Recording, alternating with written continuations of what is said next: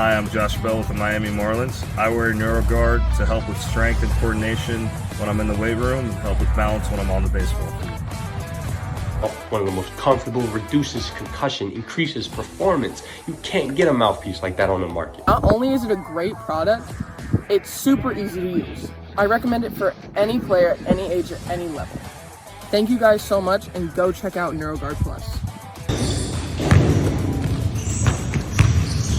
NeuroGuard mouthpiece makes it easier to breathe while playing basketball.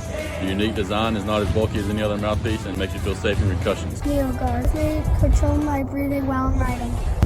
It stops me getting concussions while I write. It's very easy to use, so go pick one up today. I'm still doing stunts.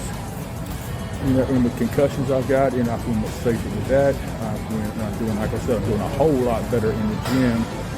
So NeuroGuard Plus, once this one wears out, you've got a customer for life, because I'm telling you people, NeuroGuard Plus is the way to go, and me, Mark Ash, says so.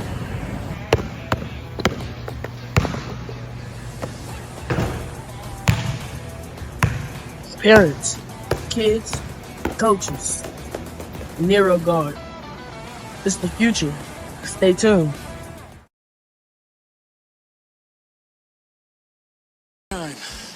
Brown right, motion, tailback slant. Let's put the women and children to bed and go looking for dinner, all right? On one, ready? Go 13! Coming up, go 13!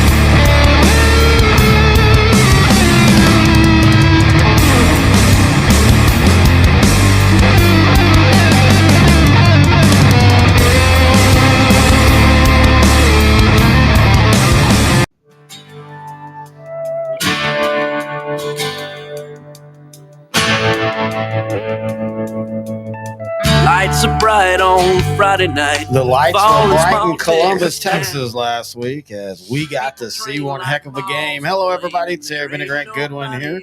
Sideline to Sideline, the Class 4A edition brought to you by NeuroGuard Plus right here on L4 Media.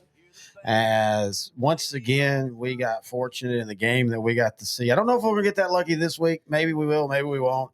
But if that was the best game we saw all year, then we had a great year, man. We cannot overstate how awesome that was last Friday. Yeah, Columbus getting the best of Belleville, 49-35.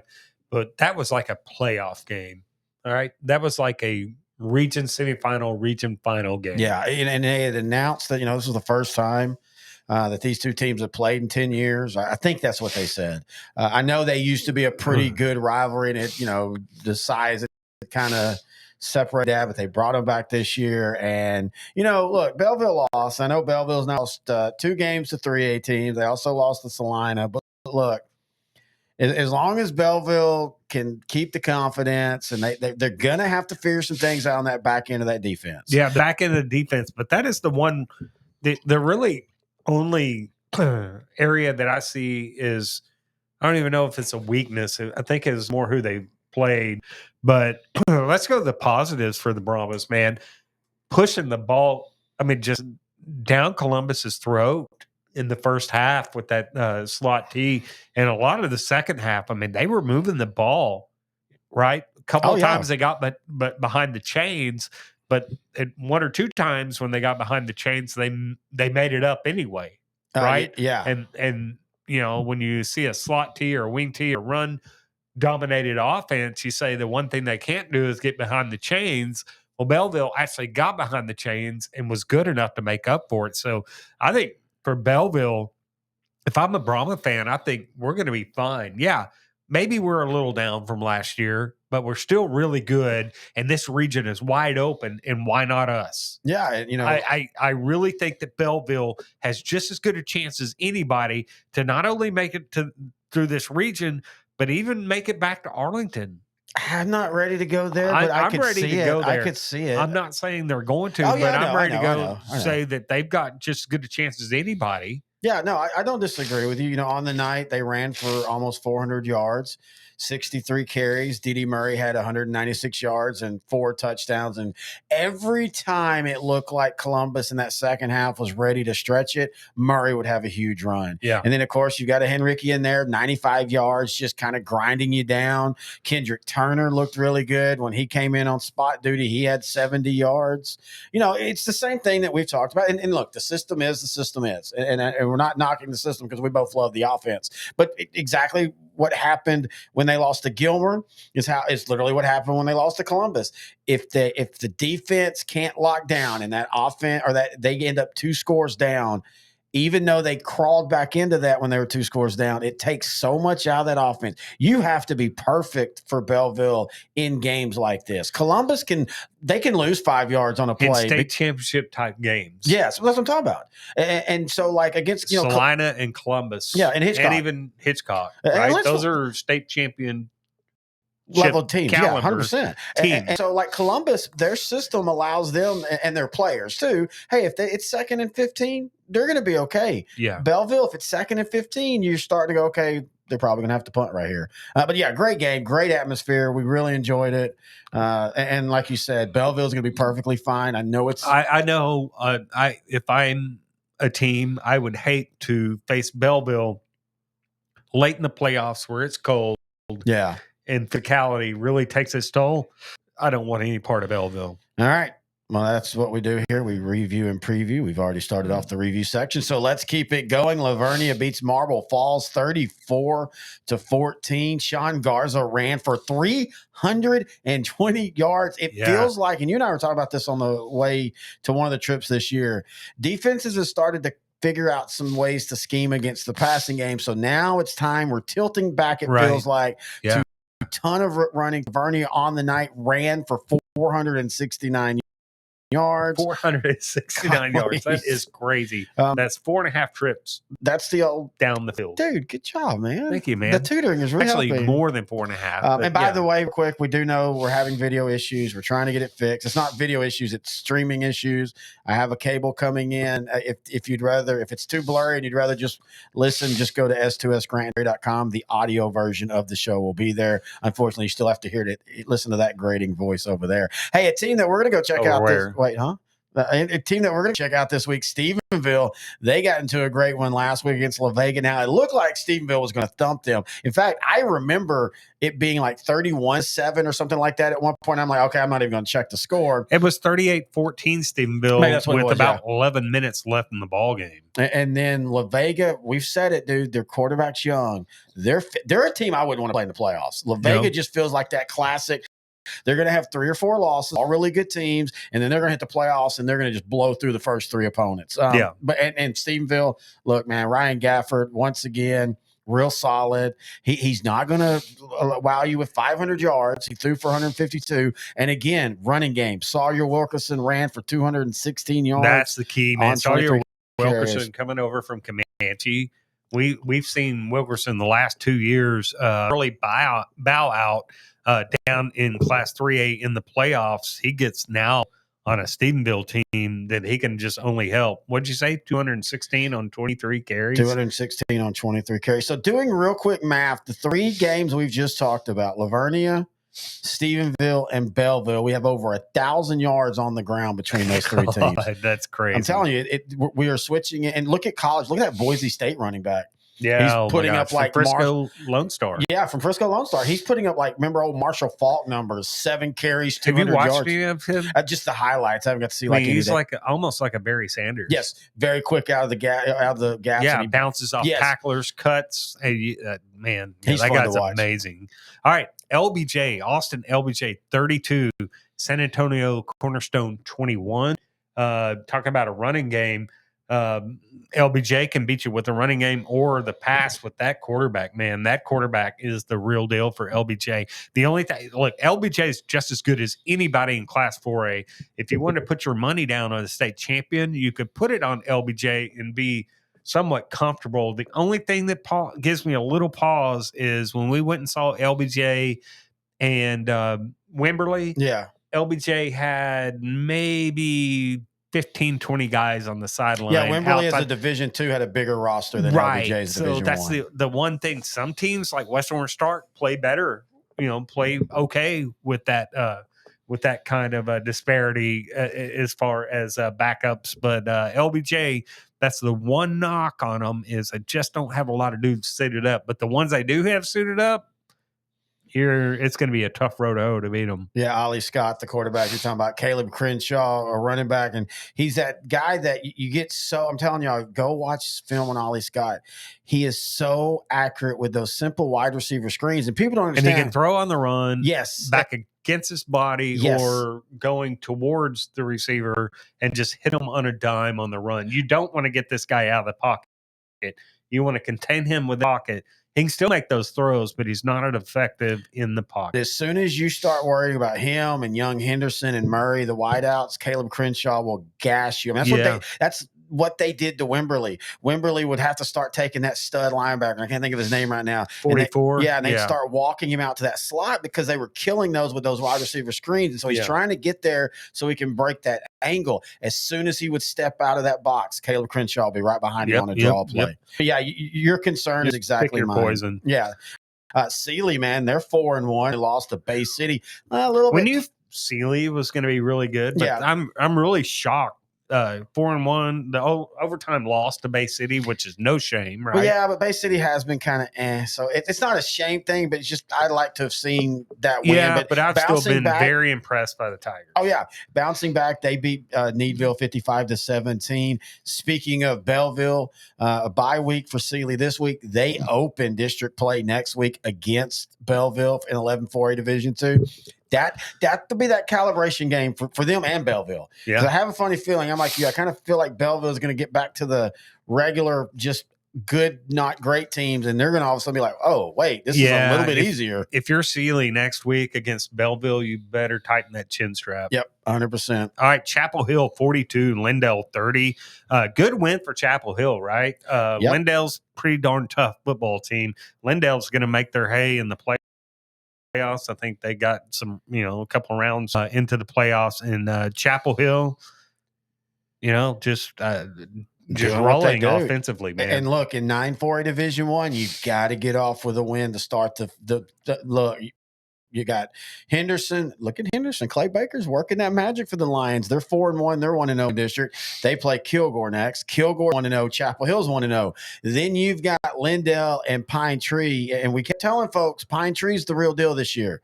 And they took Kilgore to the mat. And by the way, you got to give Kilgore credit, man. They win a defensive slugfest. They can win a shootout. And we talked about that 2 weeks ago. That's the hallmark of a team that's going to play really, really long. Right. No matter what style of team you are, you're always going to get one defensive showdown and one game that you're not expecting scoring, and boom, both teams are in their 30s. What kind of dream matchup would Kilgore Belleville be? Oh my God. It would be over in 10 minutes. It would be like the old Monday Night Football body bag game. Dude, white jerseys would be red. Oh yeah. Well, they're both red anyway. So okay. Well, I'm just I had a great euthanasia. You want to put people down? Sulphur Springs. Here's a very surprising team. They had a great team, great year last year. Sulphur Springs now 5 games into the season's 5-0. They beat Aubrey 35-14. Aubrey with the 7'8" quarterback. I think Macombo, the late Macombo was only the taller quarterback if you'd played in the state of Texas. Stupid. You know what, dude? But doesn't Aubrey have a really tall quarterback? Like he's 6'5", I think. 6'5". Yeah. Wow. I'll say this. I didn't think I would say this, but it wouldn't shock me that in 2 weeks we're not sitting there going to Sulphur Springs to watch them in Salina play. Yeah, could be. We That's talked a tough district though. You got Paris in there too. Paris taking on Panther Creek this week. And again, that goes back to why Sulphur Springs winning that game was so important. They're 1-0. They're going into a bye week. They get Salina, Paris, Nevada Community. Then they've got Lake Dallas, who they're 4-1. They did lose the Begin District to Paris. Again, 7-4 Division I. For all the talk of Paris beat Lake Dallas 28-23. That was on the run sheet underneath there. Yeah, no, if you're paying attention. I was about to segue to that. I don't think you read what the I was run gonna sheet. say for I work 3 days before the show on the run sheets, and you don't even use them. You were sitting over here drinking your special Cokes and talking about Sulphur Springs. Where are they at, Terry? In 2A, who?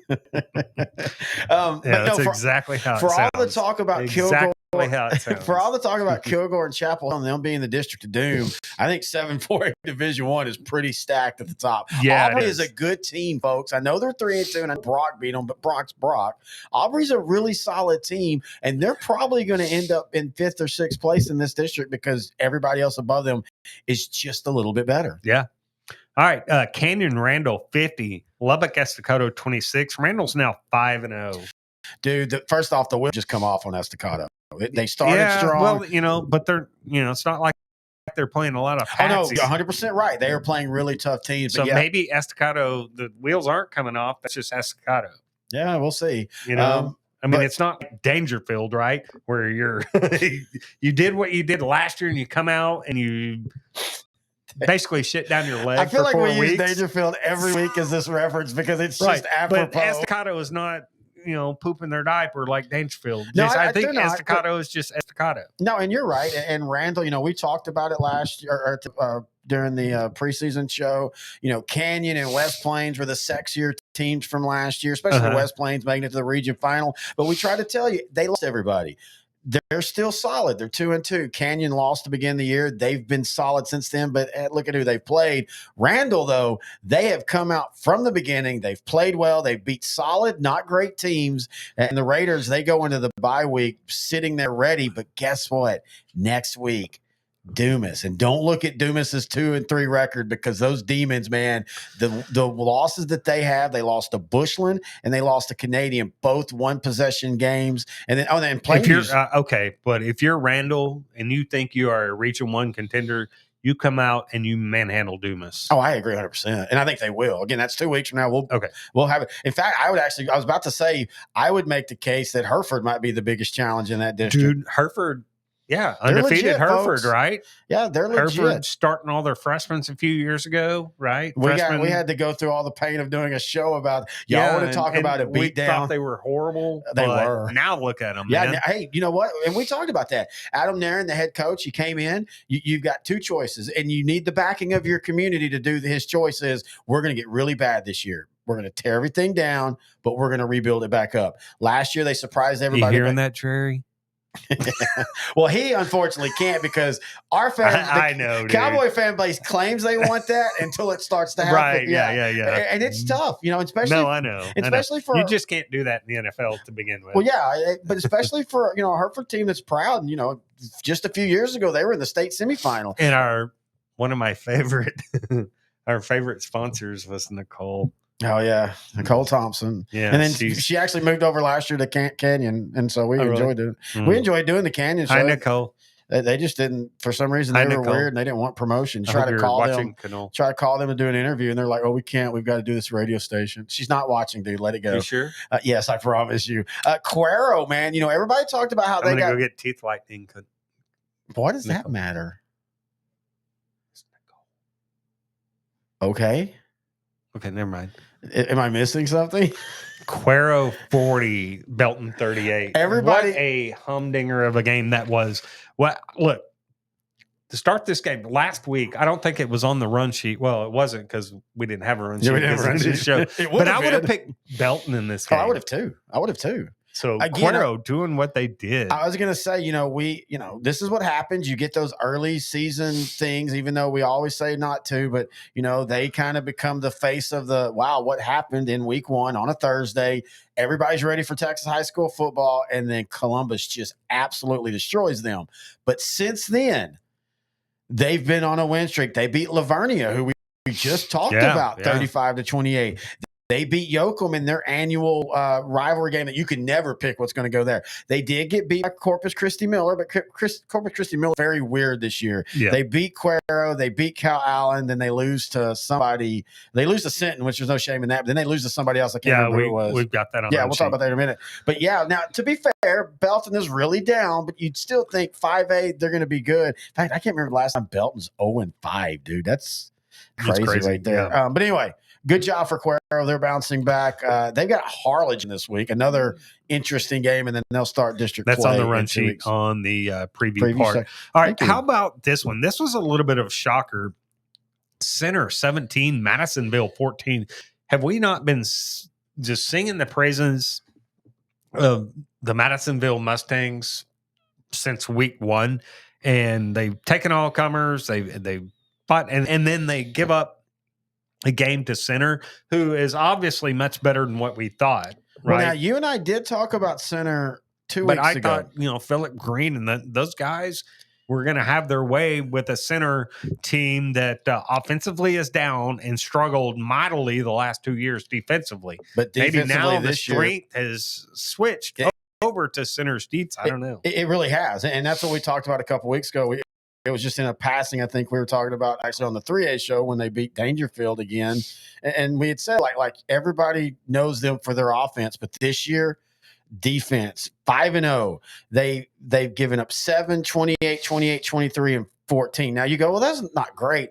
They were giving up 40s and 50s. Yes. Yeah. I think this is one of those where absence makes them better because they're not able to rely on an offense that's going to score 60 points. And this offense is still very talented. The system works. They still got great talent, even though they lost Caden Coach Dixon Meeks and Cash knows Rock. what he's doing over there. Yeah, and you can hear he has a great show on NETSN, the Coach Meeks show. But yeah, this is one of those we talk about it where sometimes a team takes a step back on returning starters, but that makes them a better team. We'll see when district play those. Beckville. Yeah, see Beckville. We talked about that in the 2A show. All right, how about Carthage just on a rampage after they drop a close one to Carthage in the opener? They beat Jasper 58-14. Jasper is they're not a patsy. No, they're a little rebuilding, but they still are. But they're always still physical. They're pretty always good. They're athletic. Yeah, they're always athletic. They're always a team that, as coaches say, you'll remember when you play them the next day. Yeah. And look, we predicted this, and everybody, this isn't a shock. Carthage is angry. Maybe the worst thing that happened to 4A Division II was what happened against Kilgore, because now Carthage has that. Yeah. You don't respect us. Coach Surratt's just enjoying being able to use all the things that he wants to do as a coach. But yeah, really just bounce back. Hey, look at what Gilmer did.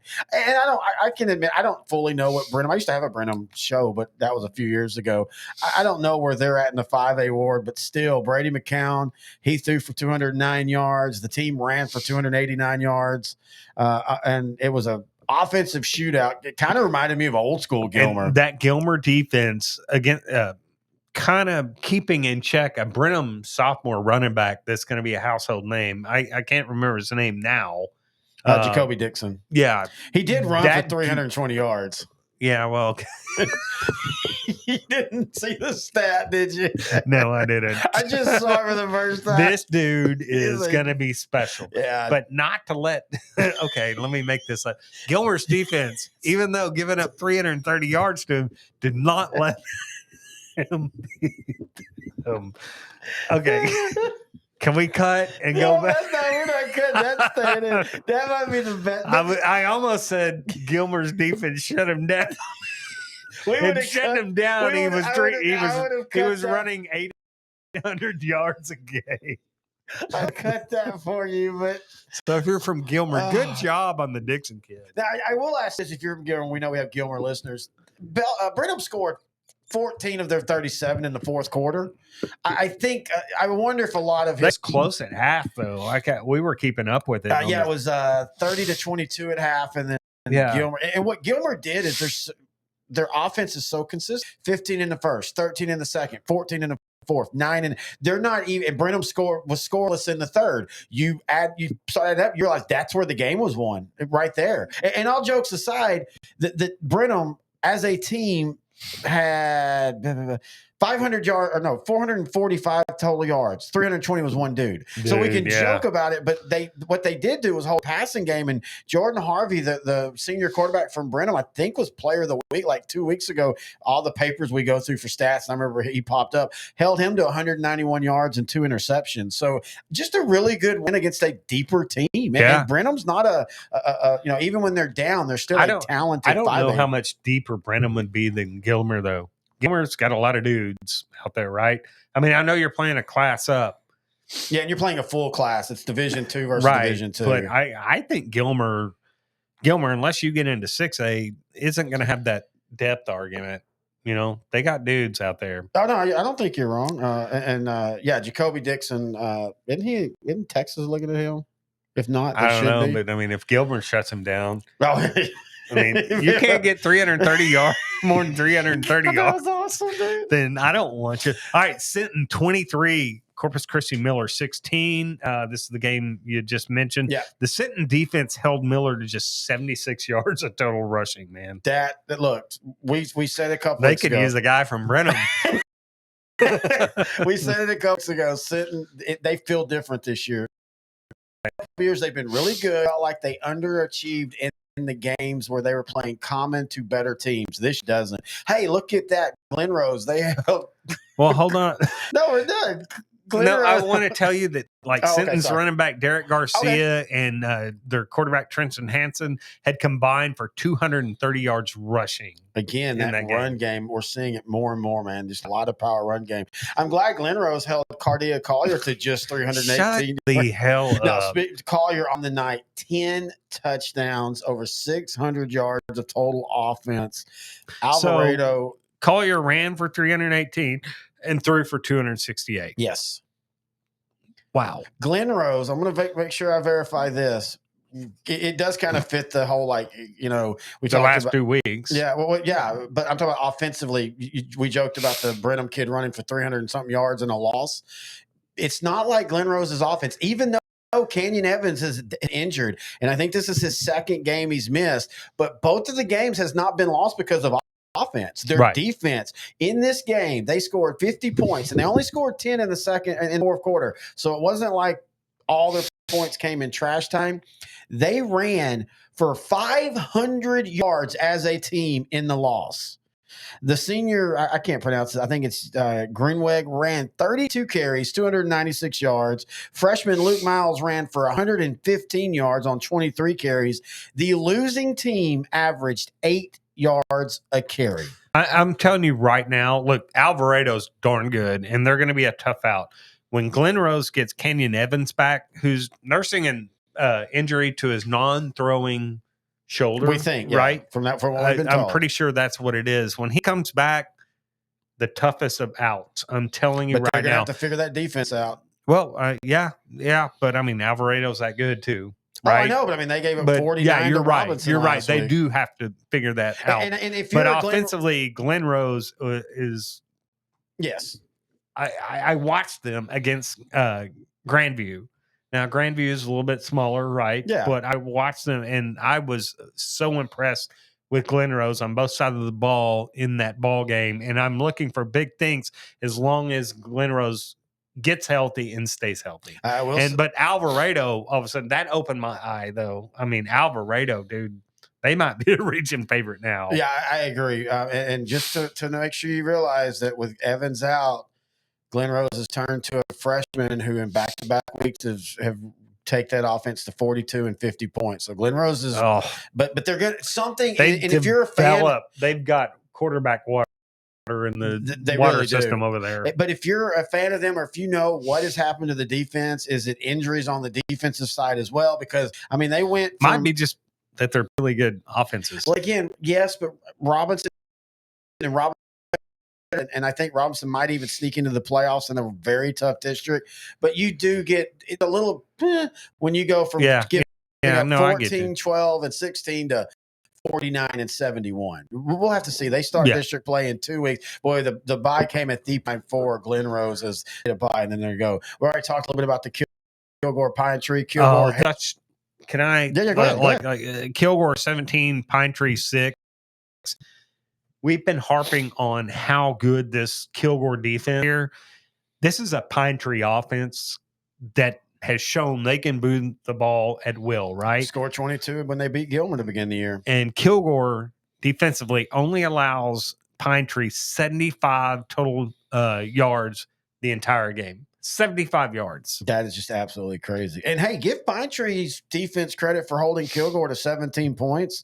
Kason Brooks did go 14 of 19 for 179 yards passing. Javen Towns had 115 yards receiving. But we've tried to tell people this Pine Tree team is the real deal. Now, that doesn't mean they're going to beat Chapel Hill or Kilgore, but I think that they could be a team that in this region, as long as they get in as third place or higher, they could be a team that could make a deep run into the playoffs. Right, but let's baby out with the bathwater, right? We still got to – this shows you how good Kilgore is. 100%. It just reaffirms, like we said, I can't remember if we said it earlier in this segment, or it might have been in the 3A show, Kilgore is one of those teams that they can win a shootout and they can win a defensive bloodfest. Those are the type of teams that play deep. Speaking of playing deep.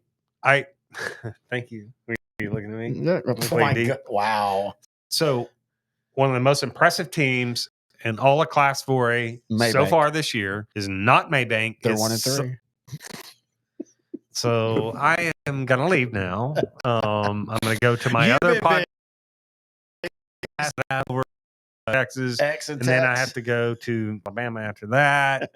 And then to Alan's Crowley, North Crowley. We do something over there. Though, you've been big on Salina all year long. I have been big on Salina because I went and watched Salina scrimmage Argyle Liberty Christian. And everybody says you can't tell anything from a scrimmage. And for the most part, you can't. But I saw a lot from Salina. I walked out from Salina in that scrimmage saying, I think I might just have seen a state finalist. Yeah. That's how good they were. I mean, look, Salina's running back Harrison Williams ran for 145 yards and 1 touchdown. Logan Gutierrez had 103 yards, 3 touchdowns. Bo Bentley, the quarterback, 220 yards, a total offense. This Salina offensive line is big and they're physical, and that defensive front for Salina is nasty. Yep. And Panther Creek came into this game averaging well over 30 points a game.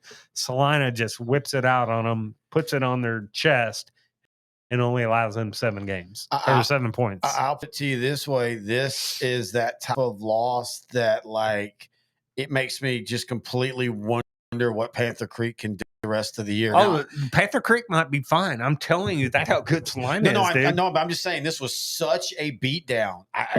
This might be one of those where Panther Creek might not be able to respond. Remember, well, they better get up because they got Paris next week. They got Paris next week, and you're going to get this week. Yeah, this week. Yeah, it's not a bye week. Then you're going to get Lake Dallas. Again, we talked about Aubrey's still a game team. Sulphur Springs. Paris just beat Lake Dallas. Yeah, I know. That's what I'm saying. I mean, it's lining up where Paris or Salina just. Maybe outside of Paris, I don't know. Paris might give them a game, but I don't even know that. Right now, I think Salina is just going to come in and just donkey stomp anybody they play. It's starting to look like that. All right. That is the review part of the show. We're going to take a break when we come. It is the preview part.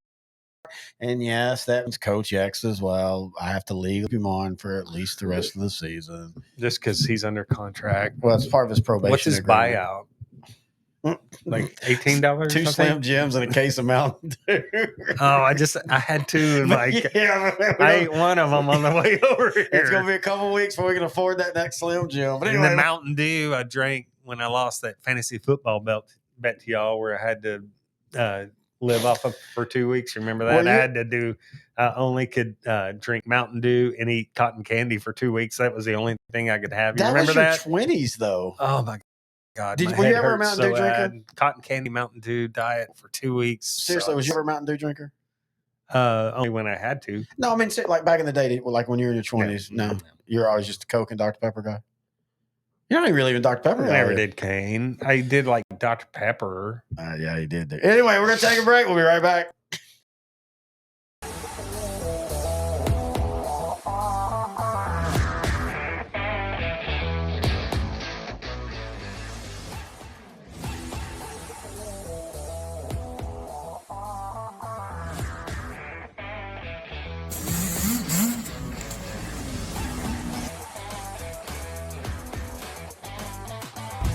Hi, I'm Josh Bell with the Miami Marlins. I wear NeuroGuard to help with strength and coordination when I'm in the weight room and help with balance when I'm on the baseball field. One of the most comfortable, reduces concussion, increases performance. You can't get a mouthpiece like that on the market. Not only is it a great product, it's super easy to use. I recommend it for any player, any age, at any level. Thank you guys so much, and go check out NeuroGuard Plus. NeuroGuard mouthpiece makes it easy to breathe while playing basketball. The unique design is not as bulky as any other mouthpiece and makes you feel safe in concussions. NeuroGuard. They control my breathing while I'm writing. It stops me getting concussions while I wreck. It's very easy to use, so go pick one up today. I'm still doing stunts. And with concussions I've got, and I feel much safer with that. I'm doing, like I said, I'm doing a whole lot better in the gym. So NeuroGuard Plus, once this one wears out, you've got a customer for life, because I'm telling you people, NeuroGuard Plus is the way to go, and me, Mark Ash, says so.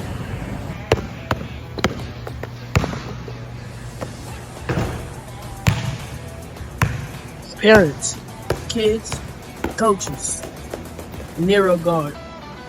It's the future. Stay tuned.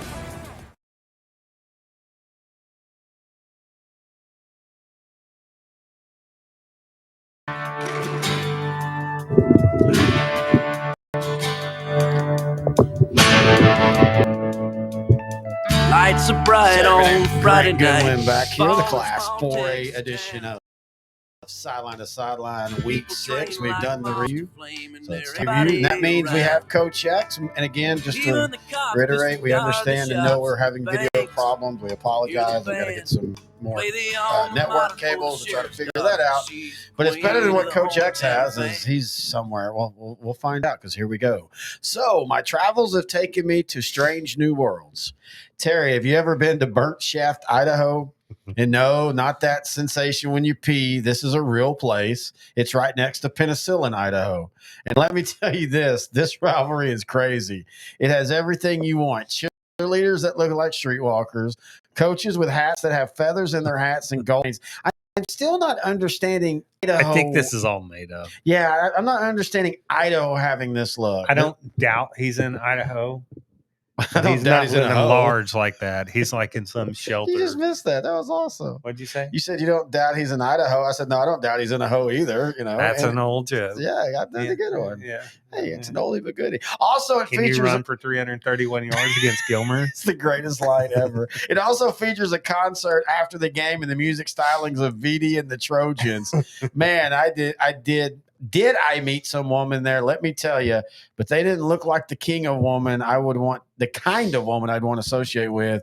Grant, you'd have been in hog heaven, though. Oh, yeah. And that's what Coach X has to say. Send the digits. Anyway, so we didn't even talk about this, and we'll start here. We're actually going to be seeing a 4A team that we think's probably going to be playing as close to Arlington, if not in Arlington, and they're going to be the underdog, and they might be a 2-score underdog, as Stephenville will travel to Longview to take on Ruston, the Louisiana Power, who won state last year. I say Power, that was their first state championship in 30 years, but they've been to multiple states. And they got a lot of dudes back. They got almost everybody They beat back. Longview. They beat Longview. They beat Longview worse than South Oak Cliff beat Longview. They beat Longview worse than Marshall got beat by Longview. They destroyed. I know Midland Lee's down, but still. Legacy. Did they beat Legacy too? Legacy is sorry. Lee. You're right. My bad. Good God. And you call yourself, you want to be my latex salesman? No. Wait, what? Wait, what are we talking? I just made. But yeah, Midland Legacy lost to Ruston 38-6. Look, Ruston's the real deal. This is as long as you stay healthy, this is a great kind of finish off the non-district against a good opponent. Let's see where we are. Then we can hit district and ready to go. Look, Stephenville's got a long history of going up and playing teams that are in higher classifications that are ranked really high. And beating them. Or staying really close to them. Can I say something? On paper, Stephenville should get their doors blown off. but I don't think that's going to happen. I think Ryan Gafford, Sawyer Wilkerson, Tristan Gentry, and that defense are going to find a way. Look, I don't think that they beat Ruston. I don't. But I think you they want to, though. I think you want to make the call. I know you want long to, enough. but I'm not. It's not going to happen. I mean, dude, there's a disparity a little bit here, right?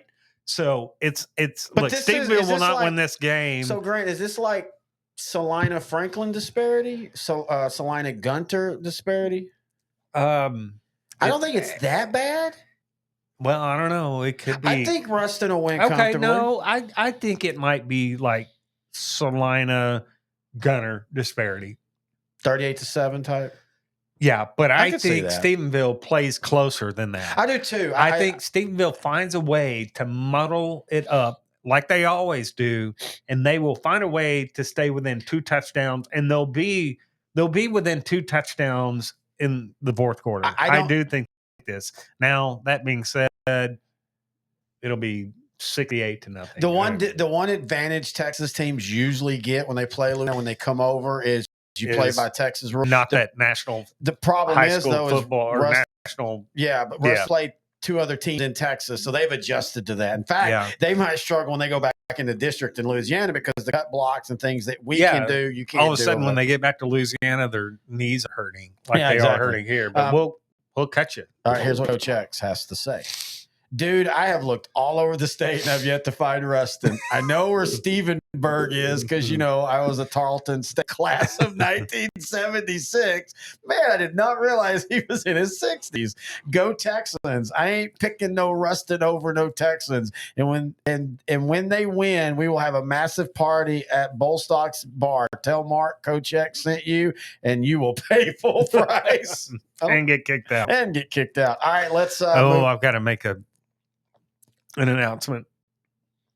I got hiccups. So if this is the first show you've clicked on for these 3 shows, you now know which was the last show we recorded of the night. We should make a betting pool on that, and you win a T-shirt if you guess which one's the last show of the night. Let's go up to the top. We've got 2 teams I don't think we ever thought would be on the run sheet at the same time playing each other and us talking about it, but that's Hereford versus Seminole. We already talked a little bit about Hereford. Both teams are undefeated coming into this game. Yes, they are, and both teams have looked very impressive, and especially Seminole when you see who they've beaten on the year. Beating Sweetwater, beating Shallowater, beating West Plains, dropping 56 on West Plains to begin the season. This is going to be a great job. This is in Seminole, right? Yes, it is. Caden Kramer, the all-everything guy, Wyatt Holmstrom at quarterback, Logan McCormick at wide receiver. But they're taking on a Hereford team, as we talked about in the segment before. Man, they're playing well. They're still young. I mean, this is still a junior team. But I like Seminole in this game. I think you and I talk about I'm the beginning taking of the year. Hereford in a close one. I have no problem with it. I think this is a battle. I think both of these teams, and this is one of those, this is their last games before districts for both of these teams. This is another, they're just learning about themselves type of game. Yeah. But I think we're going to come away game feeling really good about both teams. All right. Aubrey versus Salina. Salina wins comfortably. All right. And that's going to, no. Yeah. Aubrey's a good team. Aubrey's a solid team, but they're just on a different level. Yeah, they're outmatched. I mean, and unfortunately for Aubrey, this is in any district in this region, they could probably get second place and maybe win a playoff game. But in this district, as we talked about in the last segment, I don't even see them making playoffs because not only Salina, but let's go ahead and talk about Frisco Panther Creek versus Paris, which, is Panther Creek going to bounce back after that? I mean, it was ugly. And, Panther Creek beat Salina last year in the playoffs. And they kind of pointed to that was their growing up moment. Kind of like how Anna beat Salina 2 years ago. And that was their growing up moment. And then Salina reminded them that you're still just a little. Well, like Panther Creek comes into the game with Graylin Fry, a quarterback. Really good quarterback. Yeah, he's thrown for almost 1,200 yards in just 5 games. Jalen Lott is supposedly one of the premier receivers in Class 4A, and Salina just kind of shuts them down. Yeah, and again, if you're a Panther Creek or Salina guy, and we know we have some Salina fans, if there was injuries or, if that game was just one of those, let us know. But everything I've seen on it, Panther Creek didn't have a pot to piss on offensively. They could not get going offensively. Right. And Paris enters the game 4 4-1, excuse me, with their only loss to White House, 55-35. White House is a good 5A team. Yeah. They're going to make some noise up in that region in 5A Do you division think too. this is in Paris? Do you think Panther Creek's going to be able to ride in those yellow dogs all the way up to Paris and redeem themselves against the really good? I'm sorry, man, dude. It's okay, buddy. My broadcasting excellence has been interrupted by just a. Oh, you think that's what's interrupted I was it? broadcasting at this level, and now I'm down here because of a natural occurrence that anybody could have. You know, I don't know if Panther Creek has ever been to East Texas. You know, this is year 3 of a program. They weren't in the same district last year. Do you think any of those kids in Frisco know where Paris is? They probably got some Paris, grandparents. Texas. They probably got some grandparents out that way. No, but I think they're mostly all jokes from. aside, though, we've talked about it. It's hard for those North Texas teams that have never been into the sticks, especially to go to Paris. It's just a different part of the country. The stadium is right on top of you. You're not playing in Frisco stadiums where everybody's got 400 the people. Star. They play in the Star. Yeah, well, but they don't play all their games there. No, but you know what I'm talking about. Like, it's just different. You're out. I'm sure Paris doesn't have natural grass Paris anymore. Actually, has really nice facilities. No, it does. That's my point. The stands are right on top of you. When Paris is playing well, they're a great fandom. They're loud. I like Paris in this game. I do too. I like Paris, but I think Paris is the real deal. I think they're right there with Salina, at least until they play. We'll know. But I think even Panther Creek, if they get right with themselves, is still going to be a threat. And this is a region that is so freaking packed this year. Yeah. Let's see what Coach X has to say about this one. Have they seen more than one Panther at Panther Creek? If not, I would like to talk to the English department. If they've had, then holy hell, that is awesome. But if they have only seen one Panther, how do they know it's not the same Panther they're just not seeing many times? Like, I thought there was a lot of gray foxes in my neighborhood, but then I was like, well, maybe there's only one and he just hangs out at my house. Same thing goes for Bigfoot. There has to be more than one Bigfoot, because how would he get more Bigfoots, or is it big feet? Paris wins. Sometimes, you know what, Coach X, sometimes when you're just subtle, it's brilliant, man. That's really, really funny. All right, I guess. I mean, it's okay. I don't know when you're all making over him. Here's a weird matchup, an interstate matchup. Do 2 of them. Do them back to back, because I want to ask you this question, because you're talking Carthage, right? Nope. Harlingen? Nope. Okay, what were you talking? Ingleside versus Brownwood. You had 3 chances. Ingleside about that one versus Brownwood. I'm the one that pointed it out last week. I'm like, we were in the truck picking games for this week, and I'm like, here's an odd one. No, we were in the hotel room picking games, but I still said in different beds. I want to preface that, but we sleep in one bed and then schedule. No, we don't. We do not do that. And Mom, if you're listening, no, it's not that way. We have 2 beds, except for when Terry conveniently forgets to ask for a double. Oh my God, that happened 7 weeks in a row, and you act like it's some big deal. Right.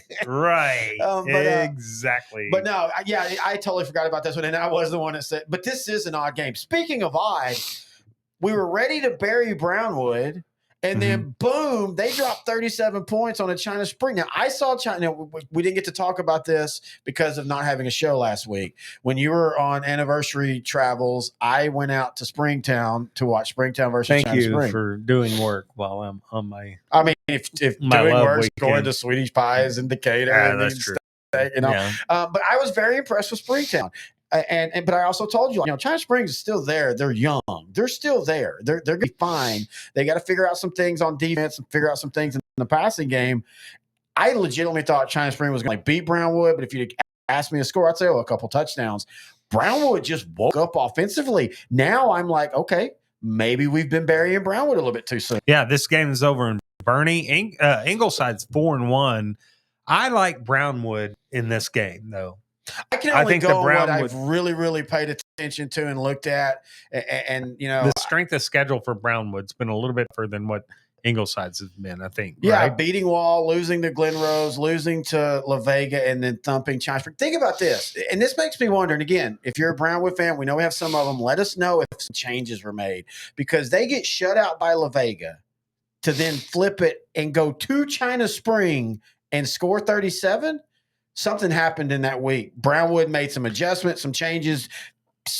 got the, come to Jesus speech from the coaches, whatever. I'm in to see what they do the rest of the way. But they've got Ingleside, then they've got Lampasas to start district, and do not count out Burnett. The Bulldogs looking really solid after starting off 0-2 against a good Laga Vista. I still don't and a good trust 5. Burnett, though. I don't man. either. I don't trust Burnett either. But I'm just saying, they beat Gatesville, and a lot of people are high on the Hornets this year. So again, this is going to be a fun little district. I feel like we keep saying that it's going to be a fun district. Watch that but helmet there. Thank you, buddy. I appreciate that. That's All why right, I how love about you as my co-host. okay? The other two weird interstate matchups: Harlingen versus Cuero. Yes. Give me. Oh, this is a good one. I don't know anything about Harlingen anymore. Harlingen's always really good They're in the always Valley. really solid for but the Valley. give me, if Cuero's able to eke out a win in Bernie against Bernie, I think we'll be able to do it against Harlingen. But I think Harlingen might be a little bit better than Bernie. You think so? Yeah. You mean Belton or Belton? Well, yeah, they are, because like I said, Belton's 5-0. 0-5. My question was to you though, is like, but then I realized they're in the same district. I was like, why didn't just San Benito and Harlingen play each other instead? But they're in the same district, right? Yeah, we'll get to that. Well, let's go get to it now. All right, Carthage and San Benito. Carthage. San Benito will put up a little bit of a fight for a half, I think, but Carthage will pull away. Would this be Carthage's first game against a 6A team? I think it is, isn't it? I'm trying to think. Cornerstone's private. Yeah, I probably. Dayton was 5A. That wasn't Crosby. Dayton. Crosby. Yeah. Yeah, because that was at that was what's his name, who's now at Chapel Hill, the head coach there. I like Carthage. I'm like you. I think depth could, maybe play, but you and I have talked about this before. Carthage is not your normal 4A Division II or Division I team when it comes to roster. Yeah. And and they probably will pull up some of their JV guys just to fill out the roster. And I think Carthage will end up winning that one. All right. Here's the last game we're going to talk about, might be the game of the week in Class 4A, and that's Cal Allen versus Sinton. Man, what a hell of a game this should be, right? Cal Allen's quarterback, Sebastian Dennis, he's a dual threat quarterback. They got a really good running back in Ricardo Rodriguez, who averages over 100 yards rushing a game. And then Sinton, we know about their offensive playmakers in the very dangerous quarterback, Tristan Hansen and Derek Garcia at running back, Jacoby James at receiver. It's going to come down to whose defense is better, right? And to me, Sinton this year, that's where their biggest improvement has been defensively. Not that they were bad last year defensively, but again, when they played the better offenses, they struggled against them. That's not happening this year. This is one of the best, if not the best. I'm going to go ahead and say this. In baseball right now, in the United States, in high school baseball, Sinton Cal Allen's the best rivalry going right now. Like when they play in the playoffs, unfortunately, they play really early in the playoffs because they're in the same region. They sell out that baseball series or game like the football does. It's awesome that they're playing in like regular football, other teams. It's awesome that they're playing in football this year. I like Sinton. I think Cal Allen's on the right path. They've actually been better this year than I thought they would be in the new system, throwing the ball a little bit more. But I just think Sinton's been in their system. Michael Troutman's been there. This is his 4th year, I think, maybe 5th year. And I really do. I think Sinton is starting to maybe be the region favorite in 4A Division II down there. I'm not ready to say that just yet. I'll give my opinion on that after this game, but I think Sinton does win this game. I'll say it this way. Their next 3 games, and I know Cal Allen's not a district game, but their next 3 games, Cal Allen, Cuero to start district, and then Ingleside, they run through those 3, and if they run through them comfortably, I'm going to be really on them because, I don't think you run through Cuero comfortably. Well, that's my point. But and I still, no matter who wins that game, I still think Cuero is not done with their story of Region 4. I know everybody wanted to bury them after that Columbus game, but that kind of stuff happens. Coach X actually has something on this one to finish it up. He says, I almost got a job one time at Sinton, but not coaching, just some old girl I met at a bar one night, but then her fat friend showed up and it was off. So because of you, bro, Milda, I'm going to go with the Cows to jump on the grenade, put it into Coach X, getting the stop signal, put up at second base. Go Wildcats. Oh, my God. Are we done? I guess so. I mean, that's the ender right there. I can't come back from Coach X's diatribe on that. I don't know, man. All I ask is my defense stop a running back from getting Can you 330 imagine what that yards. girl looked like that was about to give him a job?